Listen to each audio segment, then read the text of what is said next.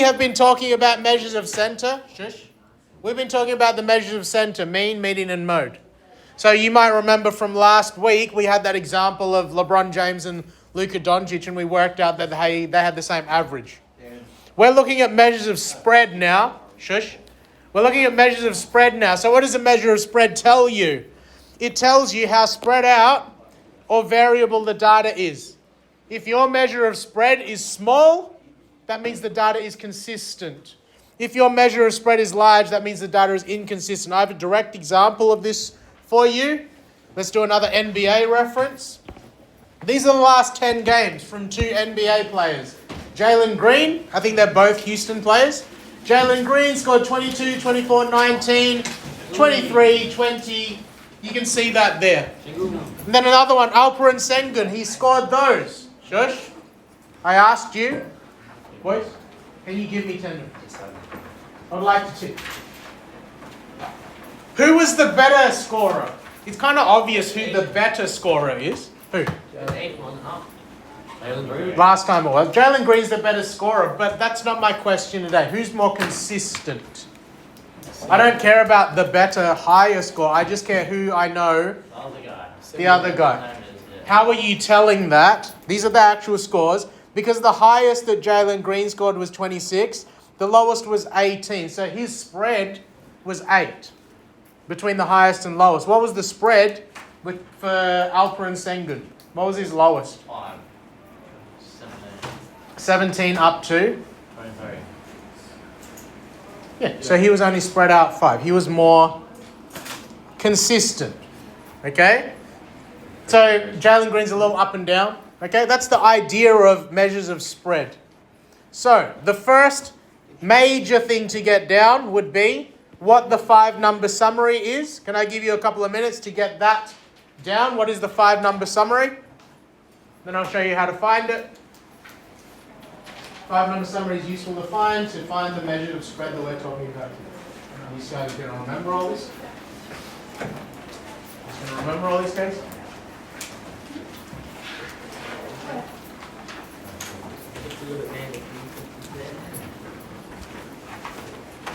So the 5-number summary is the minimum, the smallest data value.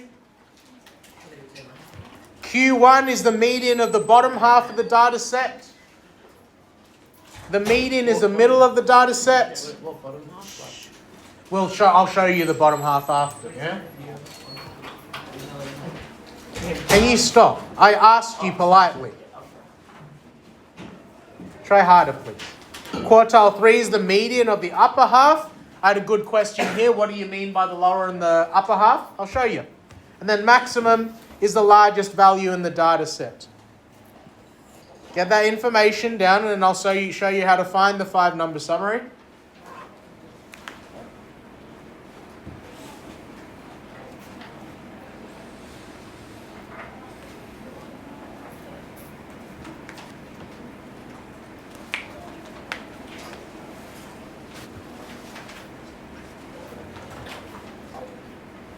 We're about on time. I only need 6 more minutes.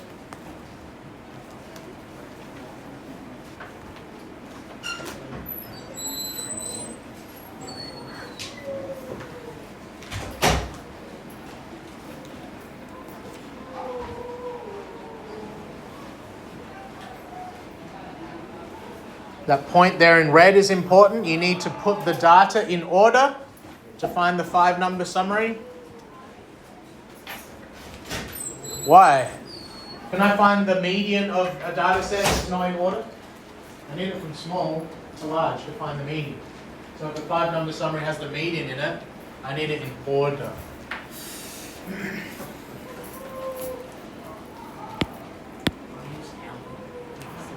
What's up?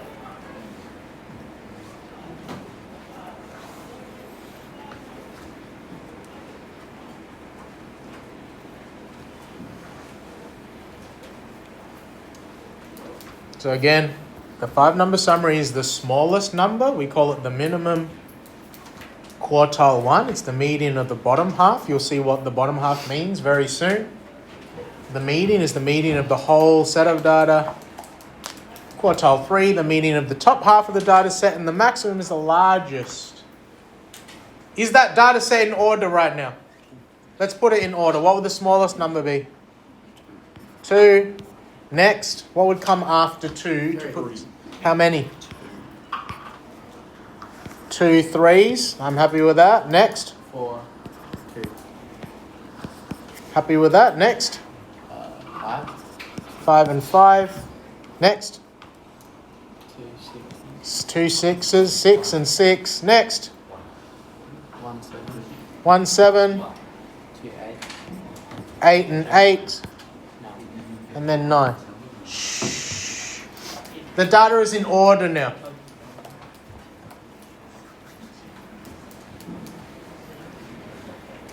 Do I need any maths or formula to work out what the smallest number is? 2. Just look. 2 is the min. Do I need any formula or special abilities to work out what the maximum is? What's the biggest number there? 9. 9. So you go max. Now you need a formula to find the median. If you've taken your notes, can someone tell me what the formula is for the median? It had a fraction in it, yes? N plus 1. Good. So median equals n plus 1 over 2, th position. I want to find the median of the whole data set right now. How many numbers are there? 1, 2, 3, 4, 5, 6, 7, 8, 9, 10, 11, 12. There's 13. So the median is going to be 13 plus 1 over 2, th position. What's 13 plus 1? It's 14 divided by 2, 7th position. So the median is the 7th number in order. 1, 2, 3, 4, 5, 6. That second 5 is the median. And now I can clarify for you what I mean by the upper and the lower half. Can you sort of see where the upper half is? Do I have a circle around the middle bit of data? So the upper half is this part. And the lower half is that part. You see I split it in half? So the upper half is to the right, lower half is to the left. So to find Q1 and Q3, I need to find the median of the bottom half. How many numbers are there in the bottom half? 6. Where is the median going to be of 6 numbers? Halfway between the third and the fourth. So it's 3.5. Good. Q1 is equal to 3.5. The median of the top half is also going to be halfway between the third and the fourth. So Q3 equals 7.5. So the median is, the min is 2, Q1 is 3.5, median is 5, Q3 7.5, max is 9. Can I give you a couple of minutes to get that down because the rest of the lesson will be finished very soon. That is how you find the 5-number summary. But how does that help you with this? Right? Because the range is the max, take the min. Do you know the max? Yeah. Do you know the min? Yeah. So the range of that data is 7. Yeah, but can you just do that without all the other stuff? Mine's was a big one. What if there's too many numbers? Yeah. Can you just take the first and last and minus? But what if the second, I can understand the range is easy, but the other measure of spread you need to know about is called the interquartile range. So the interquartile range is how spread out the middle 50% is. So you need to find this, okay? But the spread would be 9 times minus 2. Yes. Get that example down, please, and then 2 more points, and then we're done.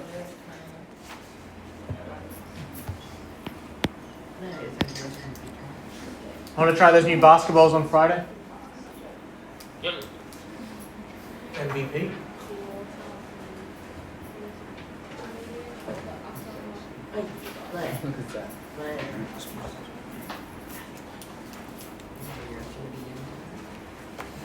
Okay, the only thing to add after the example, range is equal to the max, take the min.